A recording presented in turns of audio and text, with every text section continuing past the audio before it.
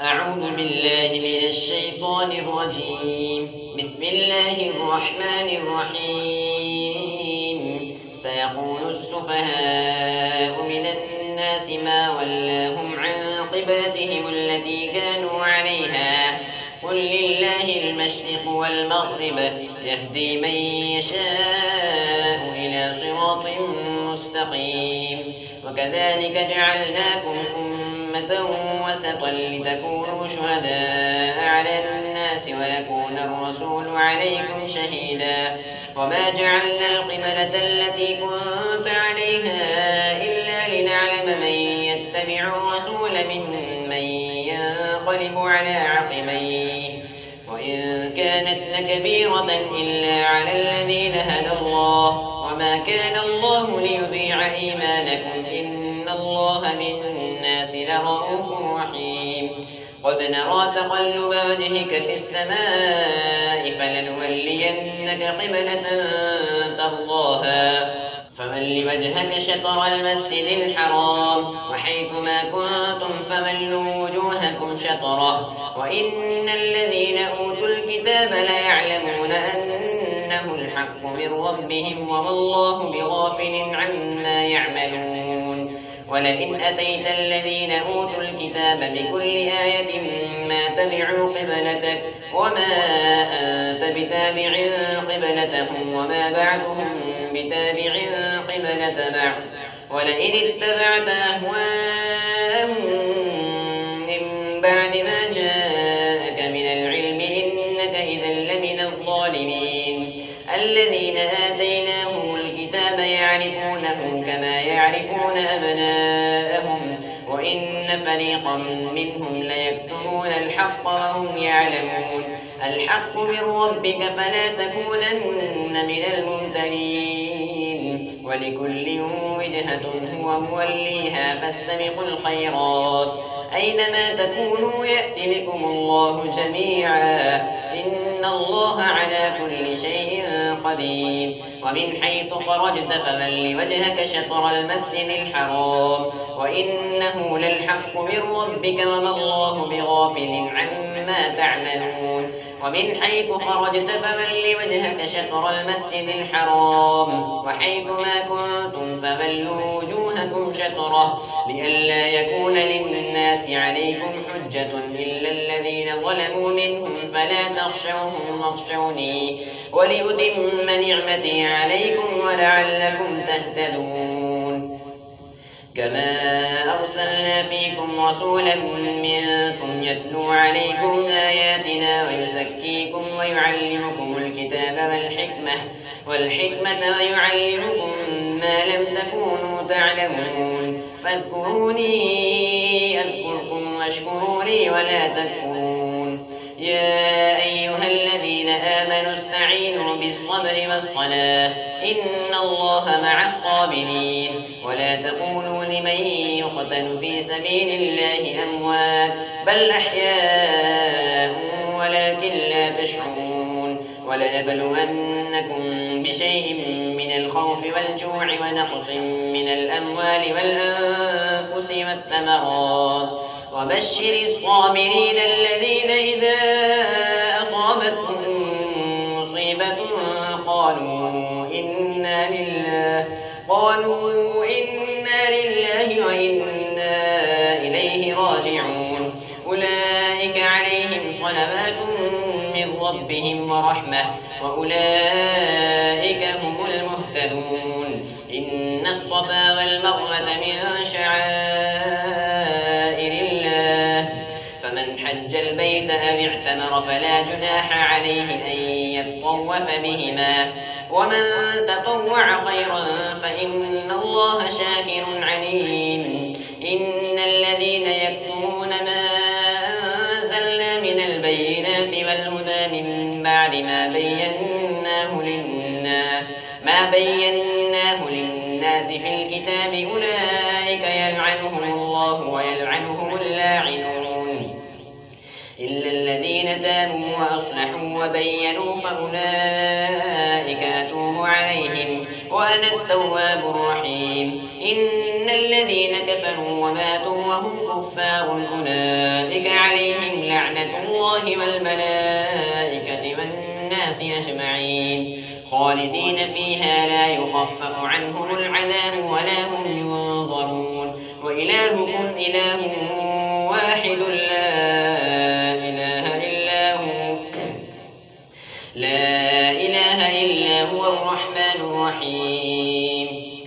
إن في خلق السماوات والأرض واختلاف الليل والنهار والفلك التي تجري في البحر بما ينفع الناس وما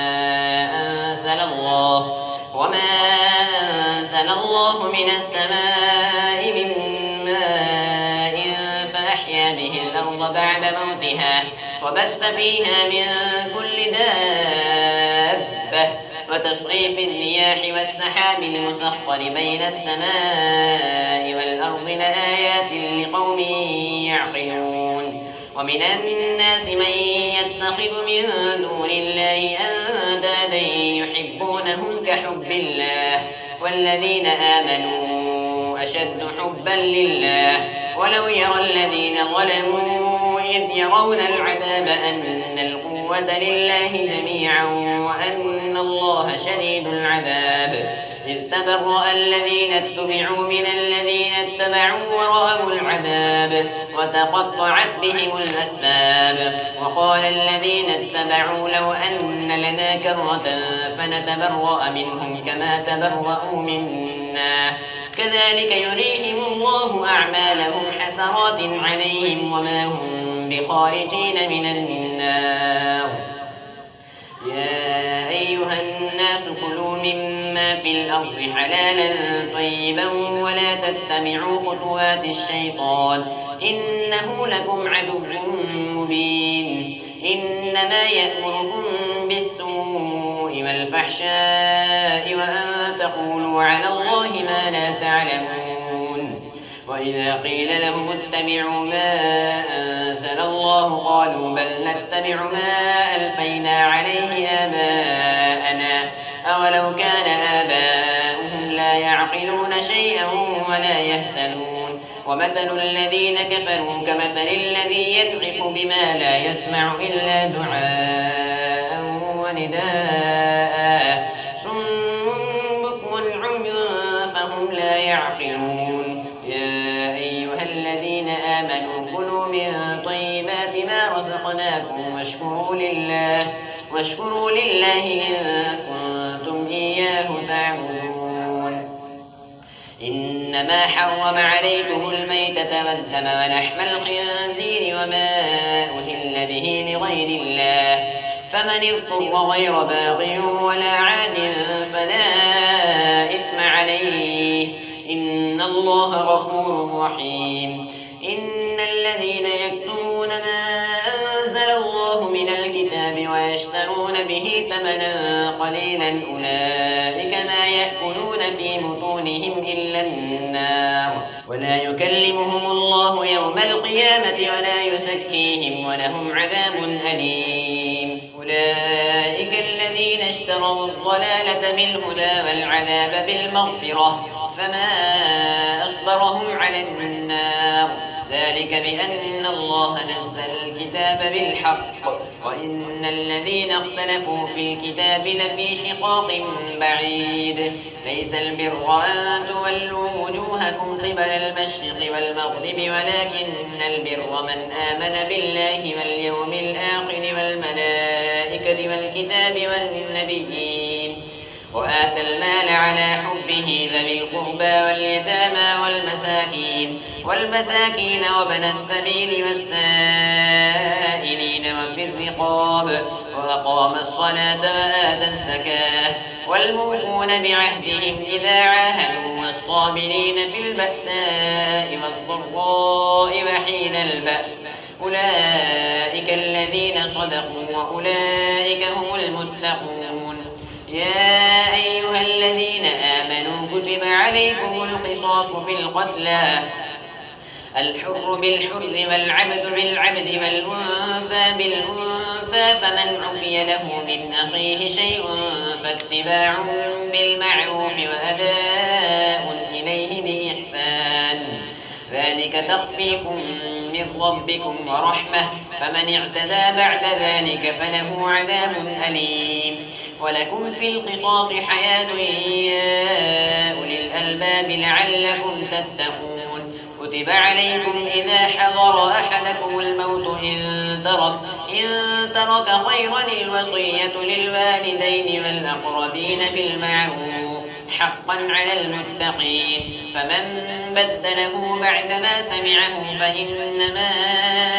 إثمه على الذين يبدلونه إن الله سميع عليم فمن خاف من موص جنفا أو إثما فأصلح بينهم فلا إثم عليه إن الله غفور رحيم يا أيها الذين آمنوا كتب عليكم الصيام كما كتب على الذين من قبلكم لعلكم تتقون أياما معدودات فمن كان منكم مريضا أو على سفر فعدة من أيام أخر وعلى الذين يطيقونه فدية طعام مسكين فمن تطوع خيرا فهو خير له وأن تصوموا خير لكم إن كنتم تعلمون شهر رمضان الذي أنزل فيه القرآن هدى للناس وبينات من الهدى والفرقان فمن شهد منكم الشهر فليصمه ومن كان مريضا أو على سفر فعدة من أيام أخر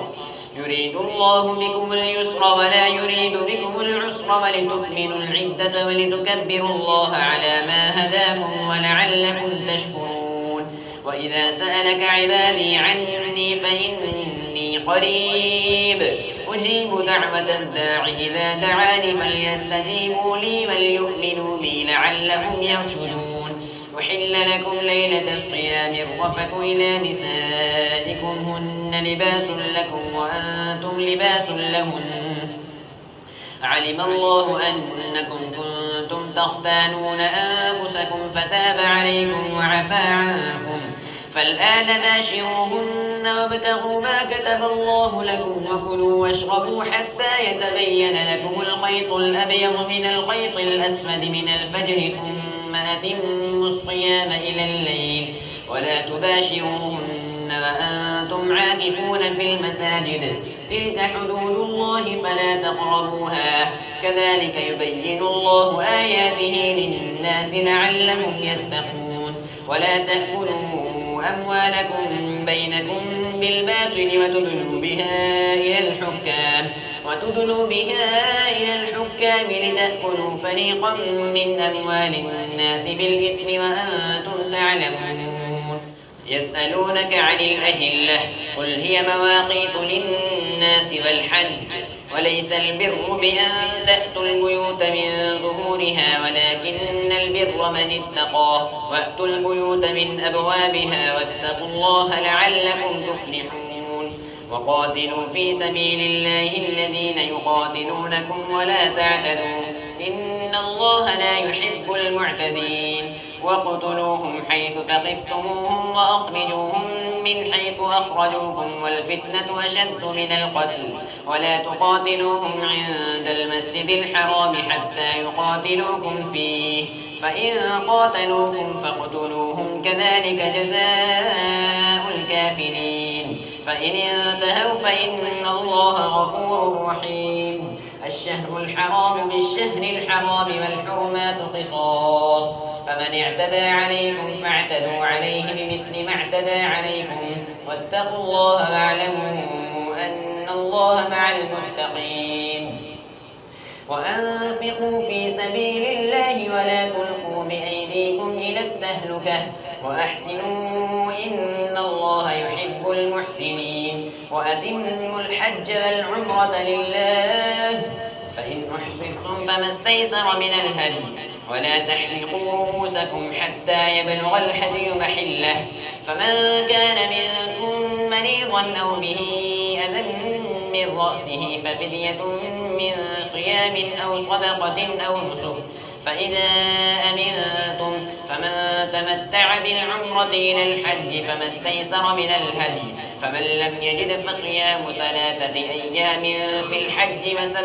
إذا رجعتم، تلك 10 كاملة، ذلك لمن لم يكن أهله حاضر المسجد الحرام. واتقوا الله واعلموا أن الله شديد العقاب. الحج أشهر معلومات، فمن فرض فيهن الحج فلا رفث ولا فسوق ولا جدال في الحج، وما تفعلوا من خير يعلمه الله، وتزودوا فإن خير الزاد التقوى واتقون يا أولي الألباب. ليس عليكم جناح أن تبتغوا فضلا من ربكم، فإذا أفضتم من عرفات فاذكروا الله عند المشعر الحرام، واذكروه كما هداكم وإن كنتم من قبله لمن الضالين. ثم أفيضوا من حيث أفاض الناس واستغفروا الله إن الله غفور رحيم. فإذا قضيتم مناسككم فاذكروا الله كذكركم آباءكم أو أشد ذكرا. فمن الناس من يقول ربنا آتنا في الدنيا وما له في الآخرة من خلاق، ومنهم من يقول ربنا آتنا في الدنيا حسنة وفي الآخرة حسنة وقنا عذاب النار. أولئك لهم نصيب مما كسبوا والله سريع الحساب. واذكروا الله في أيام معدودات، فمن تعجل في يومين فلا إثم عليه ومن تأخر فلا إثم عليه لمن اتقاه. واتقوا الله واعلموا أنكم إليه تحشرون. ومن الناس من يعجبك قوله في الحياة الدنيا ويشهد الله على ما في قلبه وهو ألد الخصام، وإذا تولى سعى في الأرض ليفسد فيها ويهلك الحرث والنسل والله لا يحب الفساد. وإذا قيل له اتق الله أخذته العزة بالإثم فحسبه جهنم ولبئس المهاد. ومن الناس من يشري نفسه ابتغاء مرضات الله والله رؤوف بالعباد. يا أيها الذين آمنوا ادخلوا في السلم كافة ولا تتبعوا خطوات الشيطان إنه لكم عدو مبين.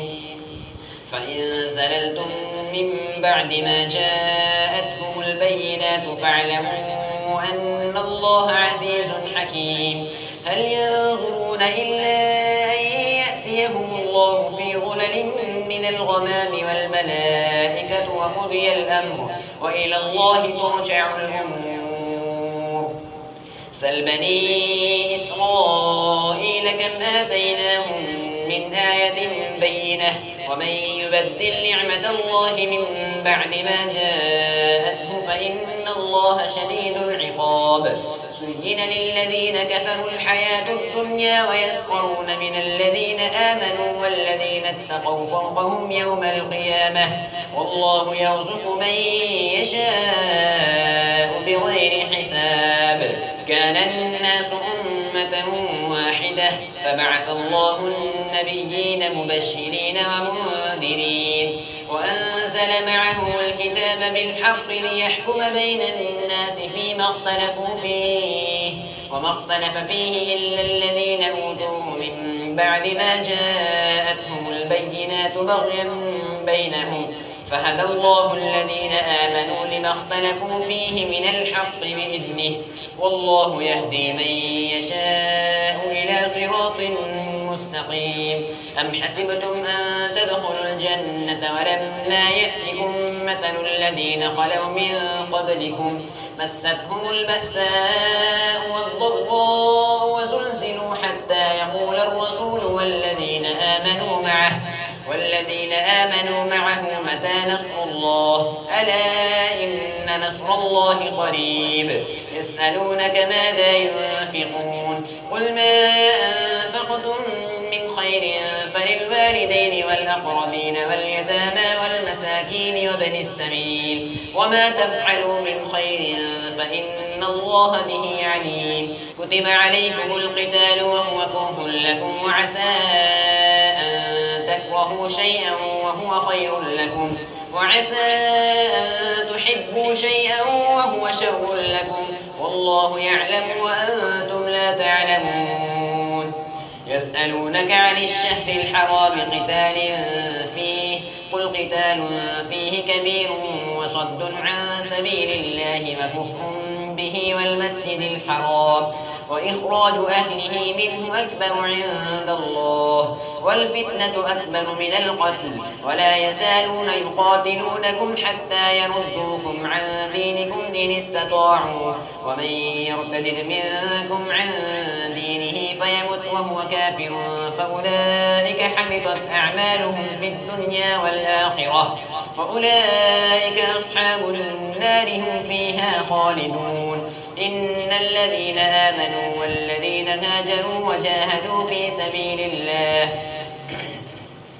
أولئك يرجون رحمة الله والله غفور رحيم يسألونك عن الخمر والميسر قل فيهما إثم كبير ومنافع للناس وإثمهما أكبر من نفعهما ويسألونك ماذا ينفقون قل العفو كذلك يبين الله لكم الآيات لعلكم تتفكرون في الدنيا والآخرة ويسألونك عن اليتامى قل إصلاح لهم خير وإن تخالطوهم فإخوانكم والله يعلم المفسد من المصلح ولو شاء الله لأعنتكم إن الله عزيز حكيم ولا تنكحوا المشركات حتى يؤمن ولأمة مؤمنة خير من مشركة ولو أعجبتكم ولا تنكحوا المشركين حتى يؤمنوا ولعبد مؤمن خير من مشرك ولو أعجبكم أولئك يدعون إلى النار والله يدعو إلى الجنة والمغفرة بإذنه ويبين آياته للناس لعلهم يتذكرون ويسألونك عن المحيض قل هو أذى فاعتزلوا النساء في المحيض ولا تقربوهن حتى يطهرن فإذا تطهرن فأتوهن من حيث أمركم الله إن الله يحب التوابين ويحب المتطهرين نساؤكم حرث لكم فأتوا حرثكم أنى شئتم وقدموا لأنفسكم واتقوا الله واعلموا أنكم ملاقوه وبشر المؤمنين ولا تجعلوا الله عرضة لأيمانكم أن تبروا وتتقوا وتصلحوا بين الناس والله سميع عليم لا يؤاخذكم الله باللغو في أيمانكم ولكن يؤاخذكم بما كسبت قلوبكم والله غفور حليم للذين يؤلون من نسائهم تربص 4 أشهر فإن فاءوا فإن الله غفور رحيم وإن عزموا الطلاق فإن الله سميع عليم والمطلقات يتربصن بأنفسهن 3 قروء ولا يحل لهن أن يكتمن ما خلق الله في أرحامهن إن كن يؤمن بالله واليوم الآخر وبعولتهن أحق بردهن في ذلك إن أرادوا إصلاحا ولهن مثل الذي عليهن بالمعروف وللرجال عليهن درجة والله عزيز حكيم الطلاق 2 فإمساك بمعروف أو تسريح بإحسان ولا يحل لكم أن تأخذوا مما آتيتموهن شيئا إلا أن يخافا ألا يقيما حدود الله فإن فإن خفتم ألا يقيما حدود الله فلا جناح عليهما فيما افتدت به تلك حدود الله فلا تعتدوها ومن يتعد حدود الله فأولئك هم الظالمون فإن طلقها فلا تحل له من بعد حتى تنكح زوجا غيره فإن طلقها فلا جناح عليهما أن يتراجعا إن ظنا أن يقيما حدود الله وتلك حدود الله يبينها لقوم يعلمون وإذا طلقتم النساء فبلغن أجلهن فأمسكوهن بمعروف أو سرحوهن بمعروف ولا تمسكوهن ضرارا لتعتدوا ومن يفعل ذلك فقد ظلم نفسه ولا تتخذوا آيات الله هزوا واذكروا نعمة الله عليكم وما أنزل عليكم من الكتاب والحكمة يعظكم به واتقوا الله واعلموا أن الله بكل شيء عليم وإذا طلقتم النساء فبلغن أجلهن فلا تعضلوهن أن ينكحن أزواجهن إذا تراضوا بينهم بالمعروف ذلك يوعظ به من كان منكم يؤمن بالله واليوم الآخر ذلكم أزكى لكم وأطهر والله يعلم وأنتم لا تعلمون والوالدات يرضعن أولادهن حولين كاملين لمن أراد أن يتم الرضاعة وعلى المولود له رزقهن وكسوتهن بالمعروف لا تكلف نفس إلا وسعها لا تضار والدة بولدها ولا مولود له بولده وعلى الوارث مثل ذلك فإن أرادا فصالا عن تراض منهما وتشاور فلا جناح عليهما وإن أردتم أن تسترضعوا أولادكم فلا جناح عليكم إذا سلمتم ما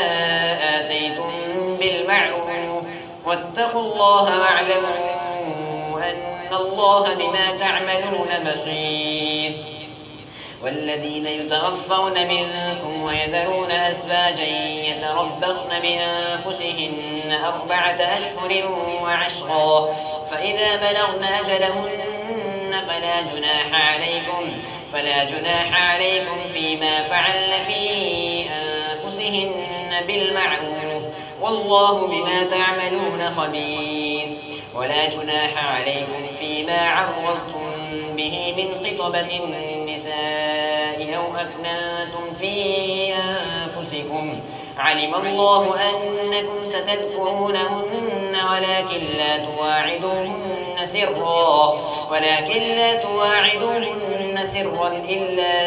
أن تقولوا قولا معروفا ولا تعزموا عقدة النكاح حتى يبلغ الكتاب أجله واعلموا أن الله يعلم ما في أنفسكم فاحذروه واعلموا أن الله غفور حليم لا جناح عليكم إن طلقتم النساء ما لم تمسوهن أو تفرضوا لهن فريضة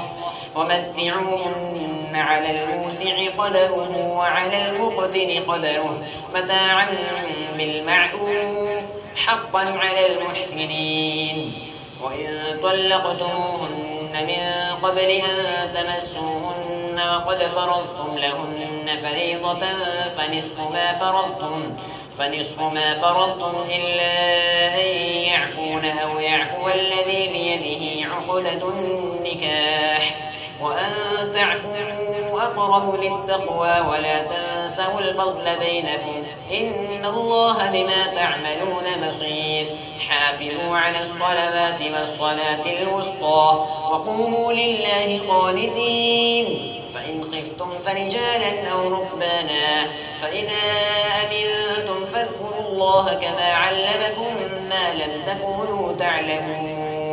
والذين يتوفون منكم ويذرون أزواجا وصية لأزواجهم متاعا إلى الحول غير إخراج فإن خرجن فلا جناح عليكم فيما فعلن في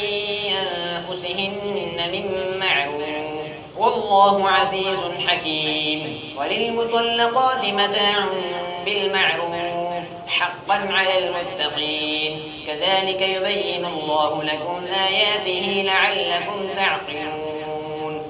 ألم تر إلى الذين خرجوا من ديارهم وهم ألوف حذر الموت فقال لهم الله موتوا ثم أحياهم إن الله لذو فضل على الناس ولكن أكثر الناس لا يشكرون وقاتلوا في سبيل الله واعلموا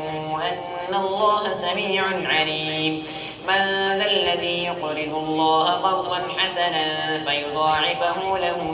أضعافا كثيرة والله يقبل ويبسط وإليه ترجعون ألم تر إلى الملأ من بني إسرائيل من بعد موسى إذ قالوا لنبي له مبعث لنا ملكا نقاتل في سبيل الله قال هل عسيتم إن كتب عليكم القتال ألا تقاتلوا قالوا وما لنا ألا نقاتل في سبيل الله وقد أخرجنا من ديارنا وأبنائنا فلما كتب عليهم القتال تولوا إلا قليلا منهم والله عليم بالظالمين وقال لهم نبيهم إن الله قد بعث لكم طالوت ملكا قالوا أنى يكون له الملك علينا ونحن أحق بالملك منه ولم يؤت سعة من المال قال إن الله اصطفاه عليكم وزاده بسطة في العلم والجسم والله يؤتي ملكه من يشاء والله واسع عليم وقال لهم نبيهم إن آية ملكه أن يأتيكم التابوت فيه سكينة من ربكم وبقية مما ترك آل موسى وآل هارون تحمله الملائكة إن في ذلك لآية لكم إن كنتم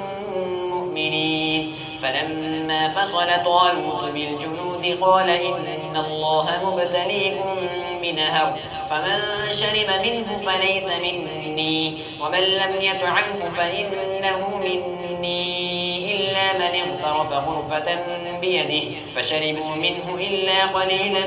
منهم فلما جاوزه هو والذين آمنوا معه قالوا لا طاقة لنا اليوم بجالوت وجنوده قال الذين يظنون أنهم ملاقوا الله كم من فئة قليلة غلبت فئة كثيرة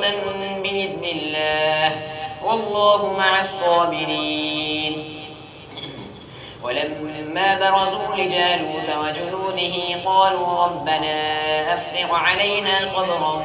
وثبت أقدامنا وانصرنا على القوم الكافرين فهزموهم بإذن الله وقتل داود جالوت وآتاه الله الملك والحكمة وعلمه مما يشاء ولولا دفع الله الناس بعضهم ببعض لفسدت الأرض ولكن الله ذو فضل على العالمين تلك آيات الله نتلوها عليك بالحق وإنك لمن المرسلين